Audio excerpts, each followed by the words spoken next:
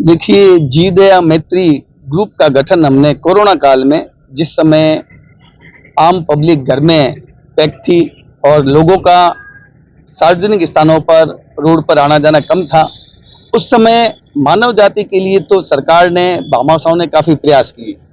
और उस समय जब मन में एक ख्याल आया कि ये जो अबोध जीव है, जो बोल नहीं सकते हैं, प्राणी मात्र है, इनकी रक्षा के लिए, इनके खाने पीने की व्यवस्था के लिए कोई कार्य किया जाए।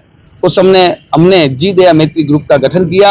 और कोरोना काल में जब आपने देखा होगा कि हमने जी दया मैत्री ग्रुप के माध्यम से गली गली में जो हमारे प्राणी मात्र है, पंछी हैं, कुत्ते हैं, गाय बैल वगैरह के लिए उनके भोजन और पानी की व्यवस्था हमने लगातार 2 महीने तक कोरोना काल में जब बंद था उस समय की।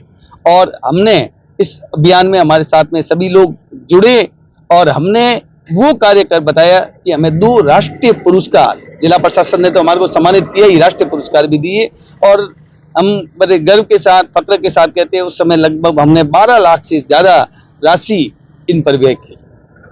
अभी जो परिंदा अभियान ये क्या है, किस तरह काम करेगा? देखिए, कोरोना काल में जब हम जी दया मैत्री ग्रुप बाड़मेर का गठन किया तो उस समय जसदेव तालाब में आपने देखा होगा पानी सूखने की वजह से जो जल प्राणी थे वो मरने के कगार पर थे। उस समय विश्राम जी मीणा और लोकबंधु जी कलेक्टर साहब का मैं धन्यवाद ज्ञापित करना चाहूंगा कि उस समय प्रशासन ने उस जो तालाब है जसदेव का, उसको भराने का काम किया।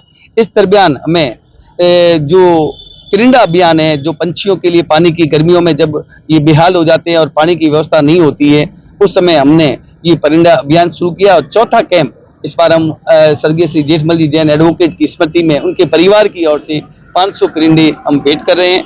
और अभी बीच में जो लंपी रोग भी आया, लंपी रोग में भी हमने गायों के लिए विभिन्न गौशालाओं में लंपी स्प्रे मशीनें और दवाइयों की व्यवस्था तथा उनके खाने पीने के लिए जो हरी घास है वो भी दी। पथमेड़ा गौशाला से हम लगातार पथमेड़ा गौशाला जो गो चिकित्सालय है, वहां पर हम लंबे समय से उनकी दवाइयों की व्यवस्था, खाने पीने की व्यवस्था और पानी के लिए टैंकरों की व्यवस्था, जब भी उनको हमने बोल रखा है आपके पास जब भी कोई भी डिमांड हो, तो कंवरराज सिंह का मैं धन्यवाद ज्ञापित करना चाहूंगा। जो व्यवस्थापक है वो हमें समय समय पर अपनी आवश्यकता बताते हैं और मैं जी दया मैत्री ग्रुप के माध्यम से हम उसकी पूर्ति करने का प्रयास करते हैं। अभी जो तापमान है बहुत ज्यादा हो गया है, ऐसे में इन पंछियों के लिए, मत के लिए आगे बढ़ना कितना जरूरी है, क्या लगता है?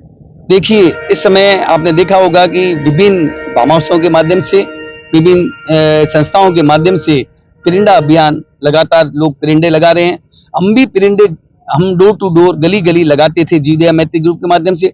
तब हमने एक बार विचार किया कि ये परिंदे लगाने का कार्य तो बहुत अच्छा है, लेकिन कई जगह हम पहुंच नहीं पाते हैं, तो हमने कैंप के माध्यम से इस प्रकार के कैंप हमने आयोजित किए। क्योंकि जब सोशल मीडिया के माध्यम से लोग यहाँ पर आते हैं तो कई क्षेत्र पर जहाँ हम पहुंच नहीं पाते हैं, वहां के लोग भी यहाँ पर आते हैं और यहाँ से परिंदे ले जाकर पंछियों की पानी की व्यवस्था करते हैं। आमजन से क्या अपील है?